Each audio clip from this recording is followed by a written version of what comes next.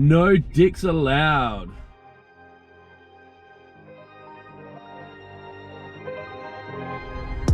Good morning and welcome to In the Car with Clint. One of the 12 immutable laws of WaterPro and now Hectagon is no dicks allowed. I had a phone call with a friend yesterday and he said, hey, how many people have you got on this no dicks allowed list? And I was like, 5 or 6. And he goes, what's that process look like? Like, how do you kind of come to that? And I was like, well, basically if someone's mean to my staff or you know, they're abusive to our business, you know, they just get quotes from us and take our pricing to our competitors all the time and shop us around, or, you know, pick and choose the services they want, return stuff that's dirty, don't pay us on time. You know, it's kind of there's a few like data metrics, but ultimately most of the metrics are emotional. You know, you get a feel for if someone's a dick. And I explained to him who those people are and how that's come about.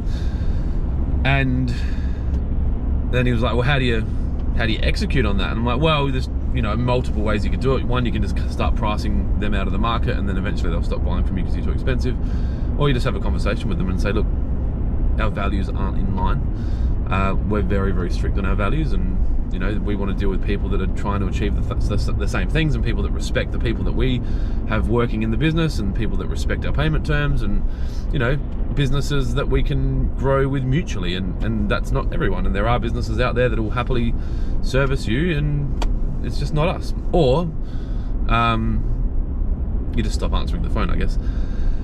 And then I got to this realization that I was like, look, the reality is the word dick is probably a little bit harsh, and you know, it's good clickbait. And when the rules were made, there was no one on the list, right? It was just a case of like, if someone comes into your shop and starts being rude to their wife, or they come into your shop and they are rude to your staff, then they kind of a dick, and you don't want to deal with these people. And then you kind of, that becomes this umbrella rule for people whose values aren't in line with your business. And so we could probably call it like misaligned values not allowed, but it doesn't have the same ring to it. So I think it can be quite confronting or rude or disrespectful when you go, oh, this customer's on our no dicks allowed list, because they're not actually dicks. There's just been behavior inside their business that's dickish. And sometimes that could be 1 or 2 staff, and when they leave, you can have that conversation. So I think how you handle the departure of a no dicks allowed customer or staff member or supplier or partner can heavily impact how you might welcome back that person if the conditions change. Keeping in mind, leopards and spots is one of the 12 immutable laws, and generally people don't change unless they want to. So yeah, that's a bit more detail about no dicks allowed. I'd be interested to hear. Hit me up in the comments or send me a DM. Have you started deselecting people whose values aren't in line with yours? Or are you kind of like, nah, I'm not doing that anymore.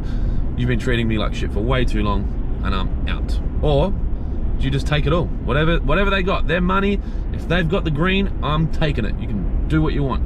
Hit my staff in the face. I don't care. Let me know.